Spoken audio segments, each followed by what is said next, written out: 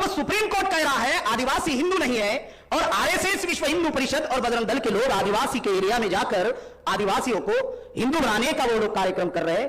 तो हमारा सवाल है, क्या सुप्रीम कोर्ट से मोहन भागवत बड़ा है? क्या सुप्रीम कोर्ट से आरएसएस बड़ी है? जो सुप्रीम कोर्ट को समझ में आ रहा है वो मोहन भागवत को समझ में नहीं आ रहा है। तो पत्र पंकज द्विवेदी ने निकाला कि आदिवासी हिंदू नहीं है।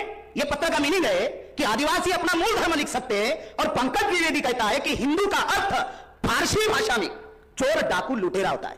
इसके ऊपर एफआईआर नहीं की, लेकिन हमारा 4 सितंबर को जसपुर में कार्यक्रम था, राष्ट्रीय आदिवासी एकता परिषद का राज्य अधिवेशन था, और उस राज्य अधिवेशन में यही बात मैंने कही कि हिंदू धर्म नहीं है, हिंदू धर्म ब्राह्मण धर्म है, और ब्राह्मण धर्म के जो बनाए हुए आर्टिफिशियल भगवान है वो आदिवासी के भगवान नहीं है। ये बात कही तो आरएसएस के लोगों ने एफआईआर कर दी।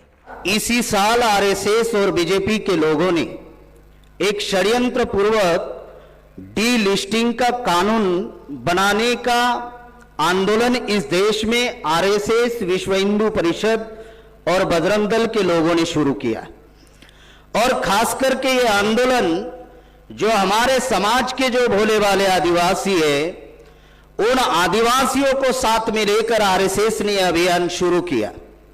और ये अभियान छत्तीसगढ़, झारखंड, ओडिशा, वेस्ट बंगाल में बड़े पैमाने पर यह अभियान चल रहा है, डीलिस्टिंग।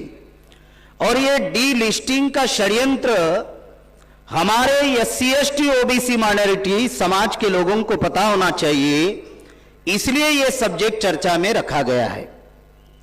जैसे आप लोगों को याद होगा कि 2016 में भोपाल में बामसेब का राष्ट्रीय अधिवेशन हम लोगों ने लिया था, तो उस वक्त 2016 में एक सब्जेक्ट हम लोगों ने चर्चा में रखा था, यूनिफॉर्म सिविल कोड।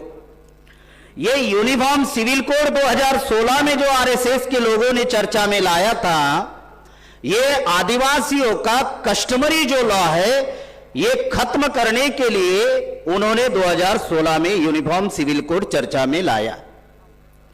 और जैसे ही वामन मेश्राम साहब के नेतृत्व में हम लोग राष्ट्रीय आदिवासी एकता परिषद के माध्यम से जब सुप्रीम कोर्ट में गए तो यूनिफॉर्म सिविल कोड की चर्चा खत्म हो गई।